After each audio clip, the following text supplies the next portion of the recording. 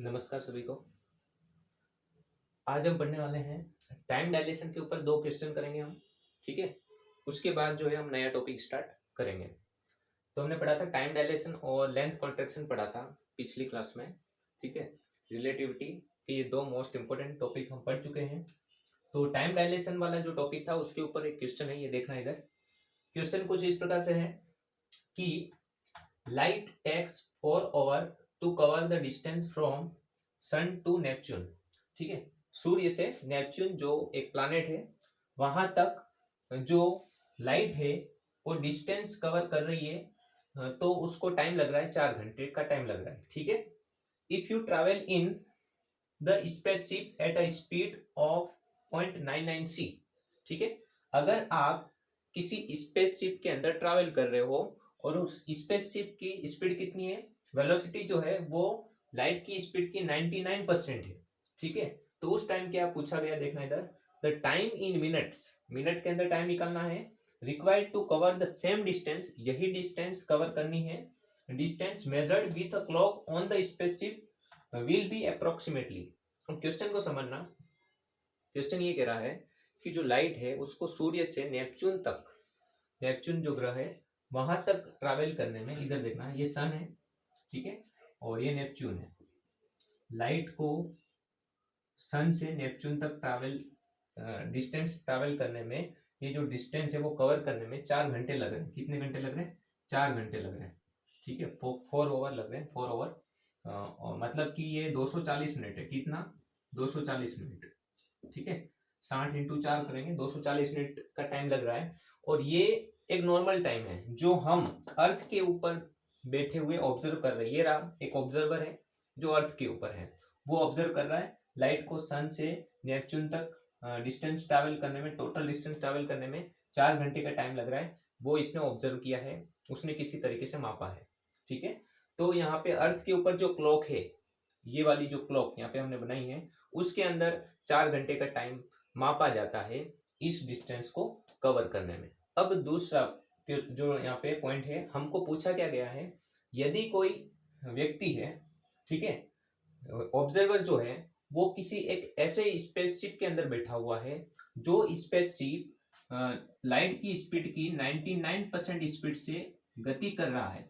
9.99 of सी, मतलब 99% of सी, इतनी बहुत ही हाई स्पीड से ये स्पेसशिप जो है वो गति कर रहा है। उस स्पेसशिप के अंदर एक व्यक्ति बैठा है और उसके अंदर एक क्लॉक, घड़ी रखी हुई है।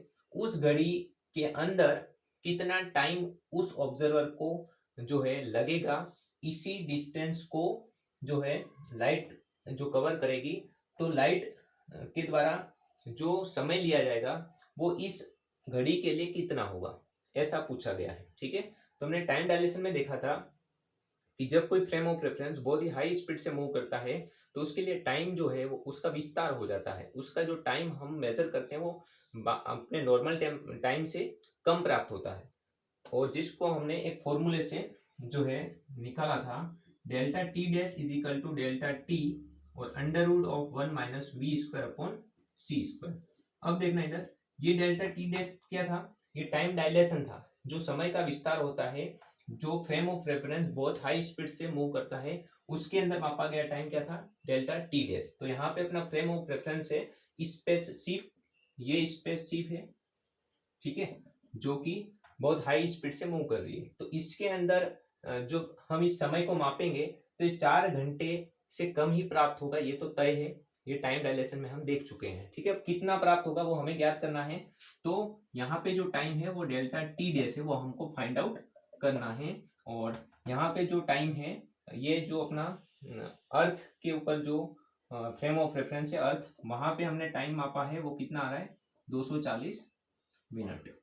ठीक है, तो ये बात बिल्कुल क्लियर होनी चाहिए। अर्थ के ऊपर जो नॉर्मल टेम्परेचर है उसको हम टेम्परेचर नहीं, सॉरी, टाइम, अर्थ के ऊपर जो नॉर्मल टाइम है उसको हम डेल्टा टी मानते हैं, और उस फ्रेम ऑफ रेफरेंस में हम डेल्टा टी डैश टाइम मान रहे थे जो फ्रेम ऑफ रेफरेंस बहुत ही हाई स्पीड से मूव कर रहा है। ठीक है, तो डेल्टा टी डैश मतलब टाइम डायलेशन जो है यहाँ पे हमको यहाँ से प्राप्त होगा इस फॉर्मूले से। अब कुछ नहीं करना है, वैल्यू रखनी है हमको। तो देखना इधर, डेल्टा टी का मान कितना है? 240 मिनट। ठीक है, मिनट के अंदर पूछा है निकालने का, तो मिनट में निकाल रहे हम, ठीक है। और under root 1 minus v square, अब देखना वेलोसिटी कितनी है 0.99 ऑफ सी, तो 0.99 ऑफ सी का स्क्वायर करेंगे अपॉन नीचे सी स्क्वायर, ठीक है। तो देखो इस 0.99 का स्क्वायर इंटू सी का स्क्वायर, ठीक है। अब देखो सी स्क्वायर से सी स्क्वायर कट जाएगा, ठीक है। तो कितना आ जाएगा 240 इंटू अंडर रूट के अंदर 1 माइनस, जब हम 0.99 का स्क्वायर करेंगे तो ये अप्रोक्सीमेट हमको प्राप्त होगा 0.98 प्राप्त होगा, 0.98 के आसपास कुछ प्राप्त होगा, ठीक है। फिर आगे देखो इसको सोल्व करेंगे हम, ठीक है। तो 1 में से इतना ये माइनस कर देंगे तो कितना बचेगा 0.02 बचेगा, ठीक है। 0.02 आएगा, 0.98 को 1 में से माइनस करेंगे, ठीक है। फिर ये 0.020 इसका रूट निकालेंगे तो ये लगभग हमको 0.14 ऐसा कुछ प्राप्त होगा, 0.1414 मिलने वाला है, ठीक है। अब मल्टीप्लाई कर देंगे अगर हम, तो ये मल्टीप्लाई करने पर अप्रोक्स हमको 34 मिनट प्राप्त होंगे। यहाँ पे कितना मिलेगा 34, ठीक है। तो देखो यहाँ पे डेल्टा टी डेज का जो मान है, डेल्टा टी डेज का जो मान है वो हमको कितना मिल रहा है 34 मिनट। मतलब जो स्पेसशिप के अंदर बैठा हुआ व्यक्ति की घड़ी के अंदर वो देखेगा कि इस लाइट को सन से नेपच्यून तक जाने में कितना टाइम लगा, तो वो अपनी घड़ी में देखेगा कि 34 मिनट के अंदर ये डिस्टेंस जो है इसने ट्रैवल कर ली, ऐसा उसको जो है लगेगा। तो यहाँ पे क्या हुआ, समय धीमा चल गया, समय क्या हुआ धीमा चल गया। इसके लिए तो 34 मिनट ही हुई है और बाहर वाले व्यक्ति के लिए 240 मिनट हो गई है। मतलब यहाँ पे समय का विस्तार हुआ है। जब फ्रेम ऑफ रेफरेंस बहुत हाई स्पीड से चले तो वहां पे समय का विस्तार हो जाता है, मतलब समय धीमा चले। टाइम डायलेशन का मतलब वही है, टाइम का धीमा चलना ही टाइम डायलेशन है, ठीक है। तो स्पेसशिप में बैठे हुए व्यक्ति के लिए कितना मिनट लगेगा 34 मिनट हुआ, ऐसा उसको फील होगा, वो उसके द्वारा मापा जाएगा, ठीक है। ये क्वेश्चन था। अब अगला क्वेश्चन करते हैं हम।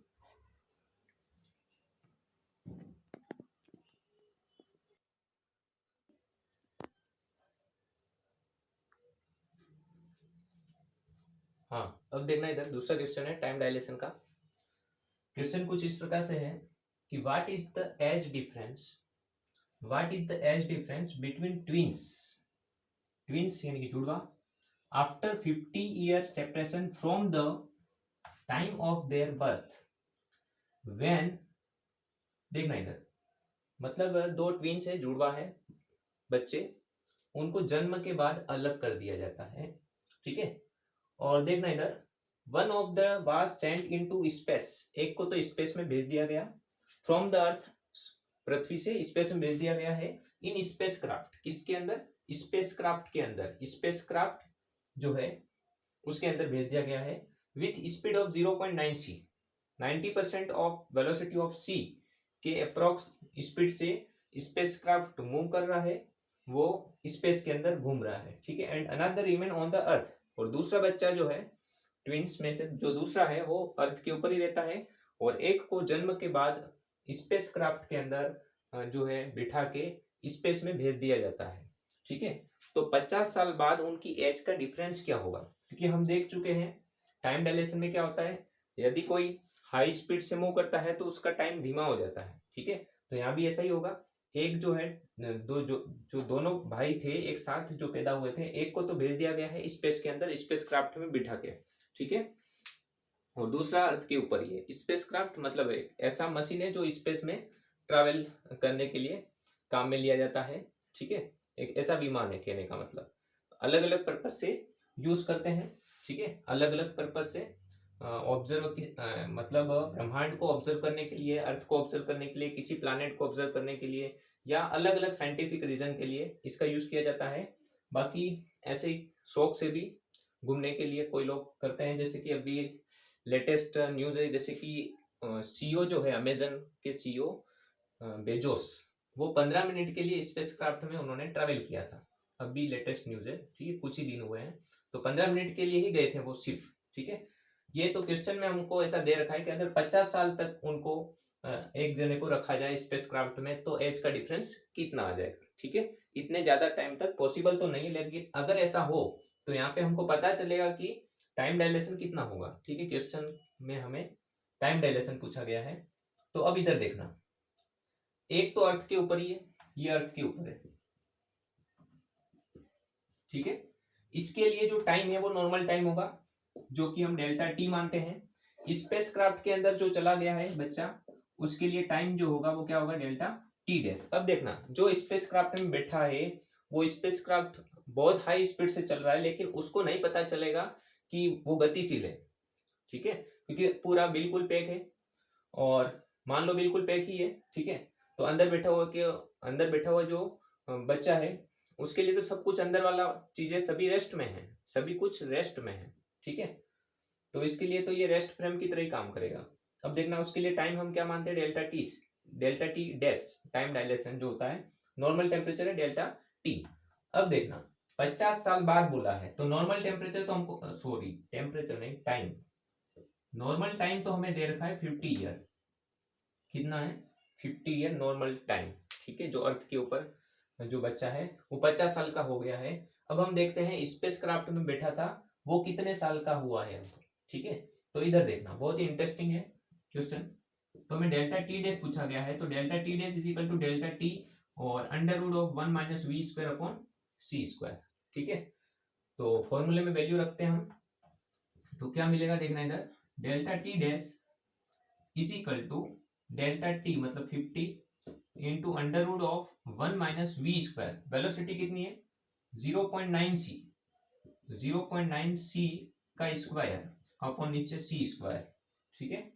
सी स्क्वायर से सी स्क्वायर कट जाएगा, तो 50 इंटू देखना इधर 1 माइनस 0.9 का स्क्वायर करेंगे तो कितना आएगा 0.81, 0.81 आएगा, 9 का स्क्वायर 81, 0.81 आएगा, ठीक है।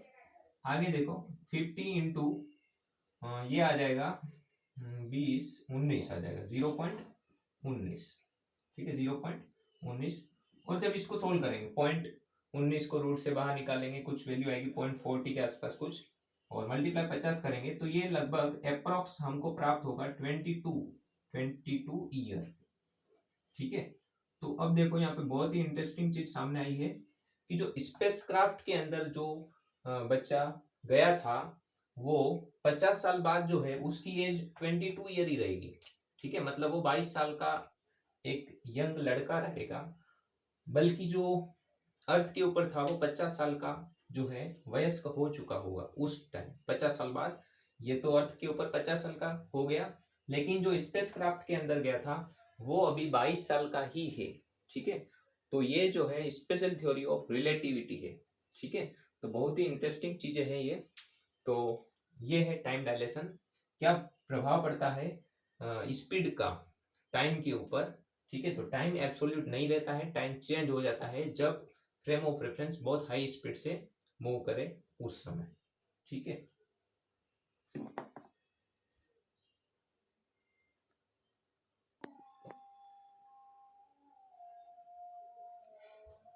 हाँ, अब इधर देखना, नया टॉपिक है अपना, डॉपलर इफेक्ट क्या होता है, डॉपलर प्रभाव, ठीक है। ये लाइट के लिए हम पढ़ रहे हैं डॉपलर इफेक्ट, साउंड के लिए डॉपलर इफेक्ट आप लोग पढ़ चुके होंगे 11th क्लास के अंदर, साउंड के लिए डॉपलर इफेक्ट पढ़ा था, ठीक है। दोनों में ज्यादा कोई चेंज नहीं है, ठीक है, फॉर्मूले कुछ चेंज हो जाते हैं। इधर देखना, डॉपलर इफेक्ट क्या होता है, लाइट के लिए हम देख रहे हैं, जब प्रेक्षक मतलब जो ऑब्जर्वर है वो तथा प्रकाश स्रोत के मध्य लाइट का जो सोर्स है उसके बीच में आपेक्षिक गति होती है, रिलेटिव मोशन हो, तो उस समय प्रकाश की जो आवृत्ति होती है वो प्रेक्षक को वास्तविक आवृत्ति से अलग प्रतीत होती है, ठीक है। इसी को हम डॉपलर इफेक्ट कहते हैं। मतलब समझना इधर, एक तो है ऑब्जर्वर, ठीक है, और एक है लाइट का सोर्स, एक है ऑब्जर्वर और एक है लाइट का सोर्स, ठीक है। दोनों में अगर रिलेटिव मोशन हो, यानी कि या तो दोनों पास में आ रहे हो या फिर दोनों दूर जा रहे हो, ठीक है, ऐसी स्थिति होती है, तब उस समय जो वास्तविक आवृत्ति होती है लाइट की, उससे निकलते समय जो आवृत्ति है वास्तविक आवृत्ति, उससे अलग आवृत्ति हमको ऑब्जर्व होती है, ठीक है।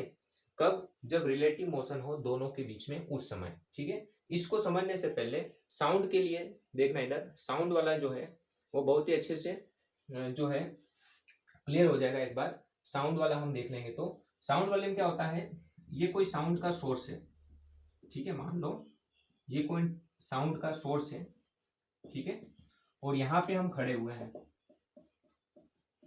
अब देखना इधर, मान लो साउंड का जो सोर्स है, मतलब ये डीजे है, मान लो क्या है, डीजे, ठीक है, डीजे है, ये एक ही या फिर ऐसा मान लेते हैं ये गति कर रहा है, ऐसा मान लेते हैं, और हम एक जगह खड़े हैं और ये कोई साउंड सोर्स की जो डीजे की गाड़ी है वो किसी वेलोसिटी से गति करती हुई हमारे पास से होकर निकल गई, ठीक है। तो उस समय क्या होता है, देखना इधर, जब वो दूर होती है उस टाइम हमको साउंड कम सुनाई दे रहा है।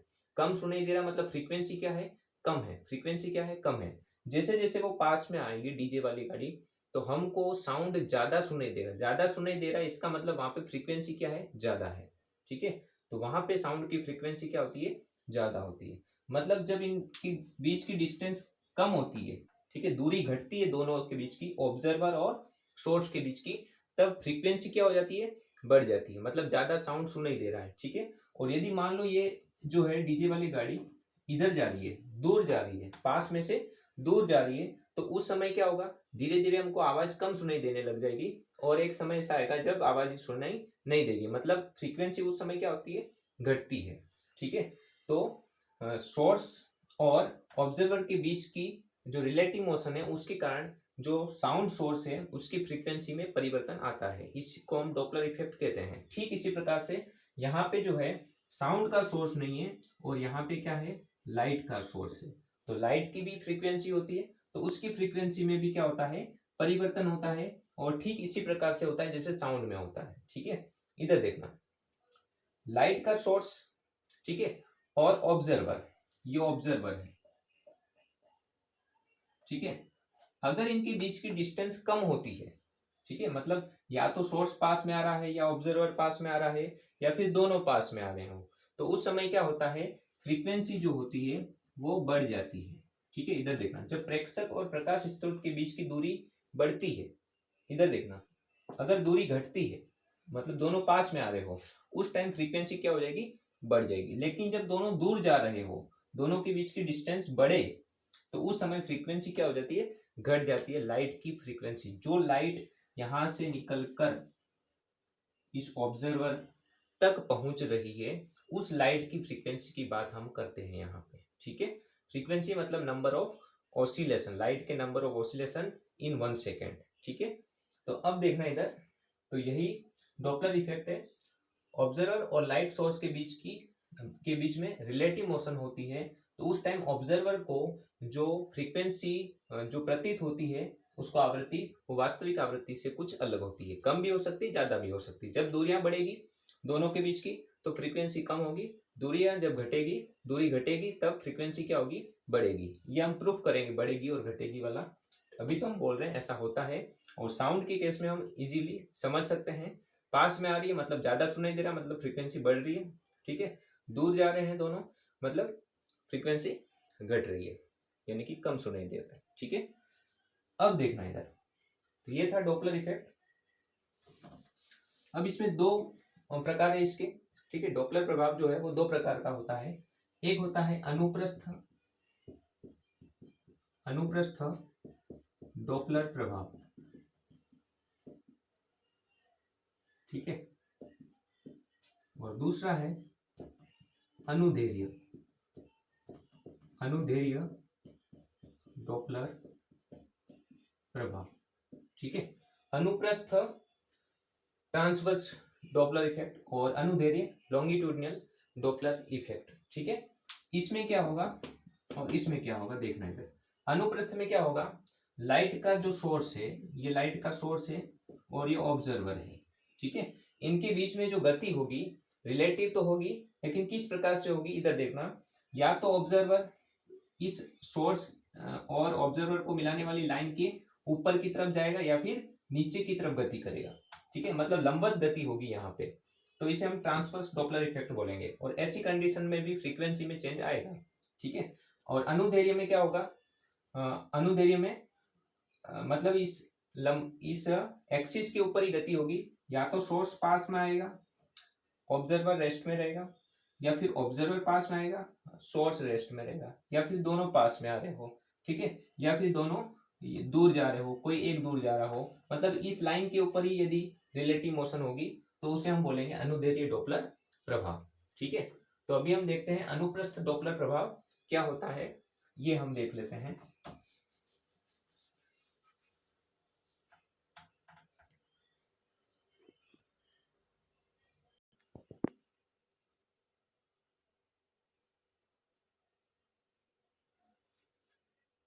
हाँ, इधर देखना आप, अनुप्रस्थ डॉपलर प्रभाव क्या होता है, ट्रांसवर्स डॉपलर इफेक्ट। ठीक है, क्या हुआ इसमें देखना, इधर जो लाइट का सोर्स है, जहां से लाइट बाहर निकल रही है और उसके सामने कोई ऑब्जर्वर खड़ा हुआ है। ठीक है, यदि ऑब्जर्वर या फिर लाइट का सोर्स, ठीक है, दोनों में से कोई भी ये जो लाइट की जो प्रोपोगेशन, संचरण की जो दिशा है, उसके परपेंडिकुलर अगर मोशन करे, या तो ऑब्जर्वर इस लाइट के परपेंडिकुलर मोशन करे या फिर सोर्स खुद परपेंडिकुलर मोशन करे, तो ऐसी कंडीशन में ये जो ऑब्जर्वर होता है उसको उसके द्वारा ऑब्जर्व की गई फ्रीक्वेंसी जो होती है, वो एक्चुअल जो फ्रीक्वेंसी होती है, वास्तविक फ्रीक्वेंसी, उससे अलग प्रतीत होती है।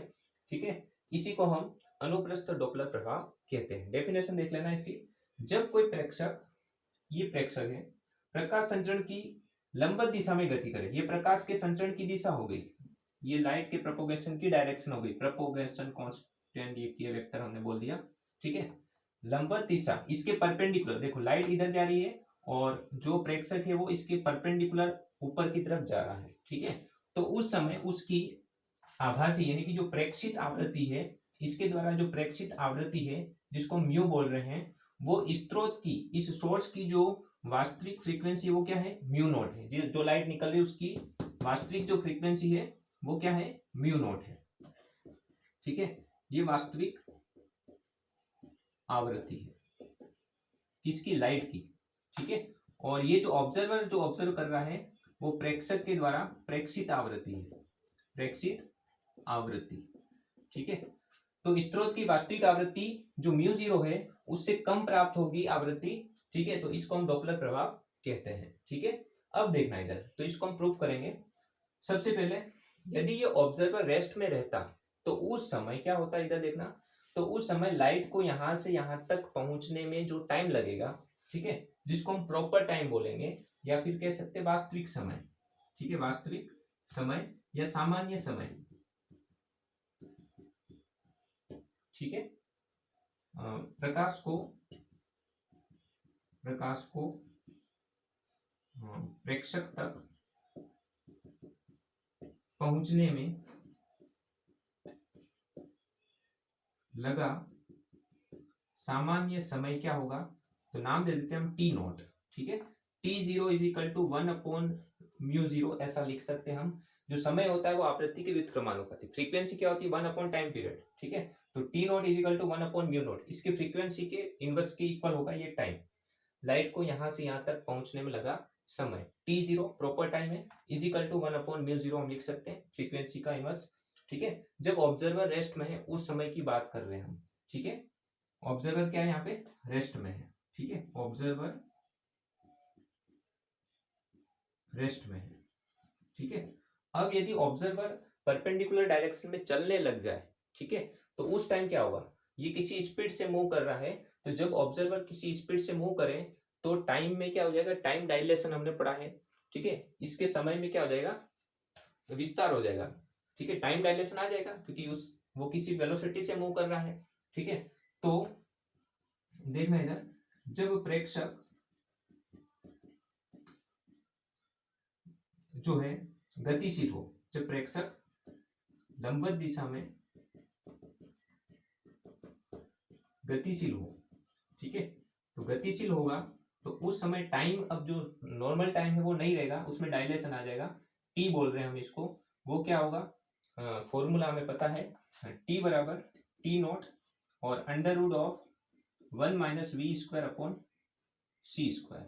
ये फॉर्मूला जो है हम जानते हैं कि टी बराबर क्या होता है, सॉरी एक मिनट, ठीक है, टाइम डायलेशन का फॉर्मूला। ठीक है, इधर देखना, ये तो नॉर्मल टाइम है, ये नॉर्मल टाइम है। ठीक है, नीचे होता है ये वाला कहाँ होता है, टी बराबर t not upon under root में क्या होता है 1 - v²/c²। ठीक है, अब देखना इधर, तो कुछ इस प्रकार से ये टाइम हो जाएगा। ठीक है, टी नॉट मतलब रेस्ट का टाइम है, ठीक है, और ये टी जो है वो एपरेंट टाइम है, ठीक है, एपरेंट टाइम है। टी बराबर t not upon under root of 1 minus v square upon c square. तो फ्रीक्वेंसी क्या हो जाएगी देखना इधर, तो फ्रीक्वेंसी को हम लिख देंगे 1 अपॉन टी, ठीक है, 1 अपॉन टी। तो इसका रेसिप्रोकल करेंगे तो क्या हो जाएगा, ये under root of 1 minus v square upon c square और अपॉन नीचे क्या हो जाएगा टी नॉट, ठीक है। अब देखना इधर, तो म्यू इज इक्वल टू क्या आ गया 1 अपॉन टी नॉट और ऊपर क्या आ जाएगा अंडर रूट में 1 minus v square upon c square, ठीक है। अब देखना 1 अपॉन टी नॉट क्या होता है, 1 upon t not mu naught हो जाएगा, ठीक है। एक मिनट सॉरी, इधर तो म्यू चल रहा है ना, mu is equal to 1 upon t not और अंडर रूट में 1 minus v square upon c square, ठीक है। तो म्यू बराबर ये क्या हो गया म्यू नॉट और अंडर रूट में क्या हो गया 1 minus v square upon c square, ठीक है।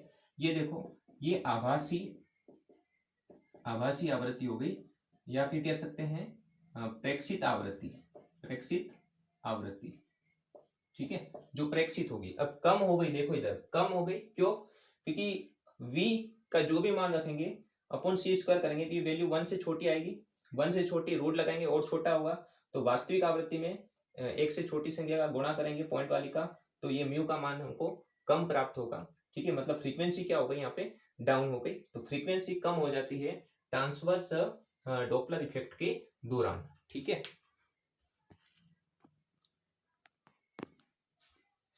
हाँ, यहाँ पर एक चीज देखना इधर, ये प्रॉपर टाइम और एपरेंट टाइम क्या होगा देखना इधर, क्योंकि यहाँ पे फ्रेम ऑफ रेफरेंस एक ही है, रेस्ट यहाँ पे जो ऑब्जर्वर है जो कि अर्थ के ऊपर है, ठीक है। तो उस टाइम क्या करना है, रेस्ट में जब हो तब उस टाइम को मान लेते हैं डेल्टा टी डैश, जो हम यहाँ पे क्या मान रहे हैं टी नॉट, ठीक है।